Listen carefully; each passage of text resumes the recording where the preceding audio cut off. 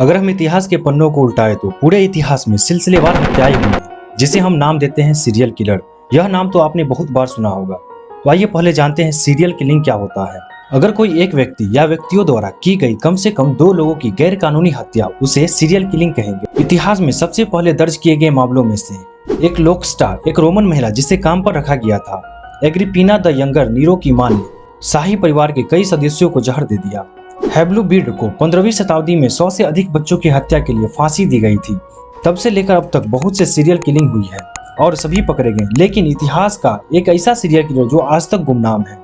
उसने दावा किया कि वो 37 हत्याएं कर चुका है, पर वह कभी पकड़ा नहीं गया। तो चलो जानते हैं एक मिस्टीरियस किलर को। एक कपल, डेविड आर्थर फेराडे और बेट्टी लू जेनसन, जो अपनी पहली डेट पर थे, उसने प्लान बनाया कि वह इस बार होगन हाई स्कूल में एक क्रिसमस संगीत कार्यक्रम में भाग लेंगे और फिर एक अच्छी से रेस्टोरेंट में रुकने और रात बिताने की सोची। उससे पहले वे दोनों एक दोस्त से मिलने चले गए। जब वे वहां से निकले तो रात काफी हो चुकी थी।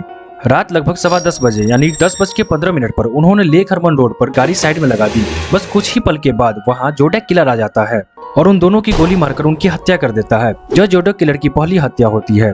यह हत्या 20 दिसंबर 1968 को वेनेसिया शहर, जो कैलिफोर्निया के सोलोना काउंटी में एक समुद्री तटीय शहर है, वहाँ पे होती है। दूसरी हत्या 4 जुलाई 1969 को आधी रात से ठीक पहले यानी 11:30 से 12 बजे के बीच डार्लिन फेरिन और माइकल मैगो गाड़ी से वेलोजो के ब्लू रॉक स्क्रीन पार्क में गए और वहाँ पे अपना गाड़ी पार्क किया। यह जगह पहली हत्या जहाँ हुई वहाँ से 6.4 किलोमीटर की दूरी पर थी। कुछ ही देर में एक दूसरी कार वहां उनके बगल में खड़ी हो जाती है और फिर तुरंत चली जाती है। करीब 10 मिनट बाद एक और कार वहां आती है और उनकी गाड़ी के पीछे खड़ी हो जाती है। ड्राइवर एक टॉर्च और 9 मिलीमीटर की लुगर लेकर उसकी गाड़ी की ओर बढ़ता है। हत्यारा गोली चलाने से पहले दोनों की आंखों में टॉर्च की रोशनी डालता है और फिर 5 बार फायर करता है। दोनों मागेव और फेरिन जख्मी हो जाते हैं।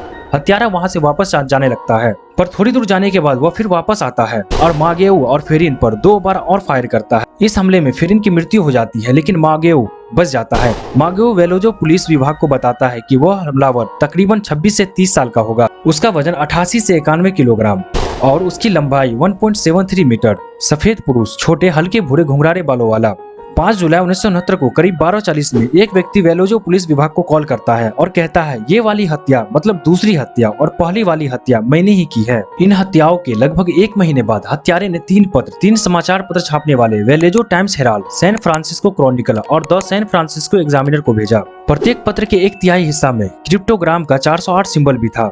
ये क्रिप्टोग्राम क्या होता है, आइए पहले इन्हें जानते हैं। क्रिप्टोग्राम एक प्रकार की पहेली है जिसमें इनक्रिप्टेड टेक्स्ट का एक छोटा टुकड़ा होता है, जहां प्रत्येक अक्षर को एक अलग अक्षर या संख्या में बदल दिया जाता है। जैसे यहाँ मैंने लिखा हेलो, यह हेलो इनक्रिप्शन के बाद JKNNQ बन गया, पर जब इसका डिस्क्रिप्शन करेंगे तो फिर से हेलो पढ़ेंगे। ऐसे क्रिप्टोग्राम कहते हैं। इस क्रिप्टोग्राम में हत्यारे ने दावा किया कि इसमें उसकी पहचान भी शामिल है। हत्यारे ने समाचार पत्र वाले को धमकाया, अगर वह इसे अपने अखबार में नहीं छापता है तो वह और भी ज्यादा लोगों को मारना शुरू कर देगा। 7 अगस्त 1969 को सैन फ्रांसिस्को परीक्षक को एक पत्र मिला जिसमें पहली बार हत्यारे ने अपनी पहचान के लिए एक नाम का यूज किया और वह नाम था जोडेक।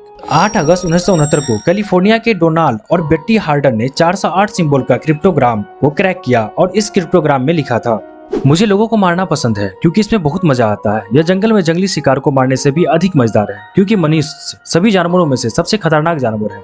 किसी चीज को मारना मुझे सबसे रोमांचक अनुभव देता है। यह किसी लड़की के साथ मन मुटाव करने से भी बेहतर है। इसका सबसे अच्छा हिस्सा यह है कि जब मैं मरूंगा तो मैं स्वर्ग में पुनर्जन्म लूंगा और जो कुछ भी मैंने मारा है वो मेरे गुलाम बन जाएंगे। मैं तुम्हें अपना नाम नहीं बताऊंगा क्योंकि तुम मेरे बाद के जीवन के लिए मेरे दासों के संग्रह को धीमा करने या रोकने की कोशिश करोगे। 27 सितंबर 1969 को पैसिफिक यूनियन कॉलेज के छात्र ब्रायन हार्टनेल और सेसिलिया सेफर्ड एक छोटे से द्वीप बेरिसा झील पर पिकनिक मना रहे थे। तभी वहाँ एक गोरा व्यक्ति आता है जिसका बॉडी काले रंग के कपड़े से ढका हुआ था। उसके छाती पे क्रॉस सर्कल बना हुआ रहता है। वह व्यक्ति उन दोनों से कहता है कि मुझे मैक्सिको जाने के लिए कार और पैसे की जरूरत है। वह दोनों को प्लास्टिक की रस्सी से हाथ बांध के उसके ऊपर चाकू से लगातार वार करता है और फिर उसकी गाड़ी से 460 मीटर की दूरी तय कर गाड़ी छोड़ देता है और उसकी गाड़ी के दरवाजे पे एक क्रॉस का निशान और कुछ लिख के वहां से चला जाता है। इस घटना में सेसिलिया की मृत्यु हो जाती है, लेकिन हार्टनेल जिंदा बच जाता है। शाम 7:40 पर जोडेक पुलिस को कॉल करता है और कहता है, यह हत्या मैंने की नहीं, दोहरी हत्या। 2 सप्ताह बाद 11 अक्टूबर 1969 को जोडेक एक कैब ड्राइवर की हत्या कर देता है। कैब ड्राइवर की शर्ट का एक टुकड़ा फाड़कर अपने साथ लेके चला जाता है। 14 अक्टूबर 1969 को समाचार पत्र क्रॉनिकल को एक और पत्र मिलता है जिसमें सबूत के तौर पर कैब ड्राइवर का एक शर्ट का टुकड़ा था। उस पत्र में उसने लिखा था कि वह बच्चों से भरा हुआ स्कूल बस में बच्चों को मार डालेगा, पर वास्तव में ऐसा नहीं हुआ, यह सिर्फ धमकी थी। 8 नवंबर 1969 को जोडैक ने 340 अक्षरों वाले एक अन्य क्रिप्टोग्राम के साथ एक कार्ड भेजा। यह सिफर 51 वर्षों तक अनसुलझा रहा। 5 दिसंबर 2020 को इसे अमेरिकी सॉफ्टवेयर इंजीनियर डेविड ओरानचेक, ऑस्ट्रेलियाई गणितज्ञ सैम ब्लैक और बेल्जियम के प्रोग्रामर जारल वान आइके के द्वारा सुलझा लिया गया और उसमें ये लिखा था, मुझे आशा है कि आपको मुझे पकड़ने की कोशिश में बहुत मजा आ रहा होगा। वह टीवी शो में मैं नहीं था जो मेरे बारे में एक बात सामने लाता है। मैं गैस चैम्बर से नहीं डरता, क्योंकि यह मुझे और भी जल्दी स्वर्ग भेज देगा, क्योंकि अब मेरे पास मेरे लिए काम करने के लिए पर्याप्त दास हैं, जहां स्वर्ग पहुंचने पर बाकी सभी के पास कुछ भी नहीं है। इसलिए वे मौत से डरते हैं। मैं डरता नहीं हूं, क्योंकि मैं जानता हूं कि मेरी नई जिंदगी पैराडाइज डेथ में आसान होगी। इस लेटर के बाद आगे जाकर जोडैक में और भी बहुत सारी हत्याएं की। जोडैक ने 20 अप्रैल 1970 को पोस्टमार्क किए गए एक पत्र में जोडैक ने लिखा, मेरा नाम डैश है। इसके बाद 13 अक्षर वाला सिफर था जिसे आज तक सॉल्व नहीं किया जा सका है। अगर यह सिफर सॉल्व हो जाए तो शायद उसका ओरिजिनल नाम पता लग जाए।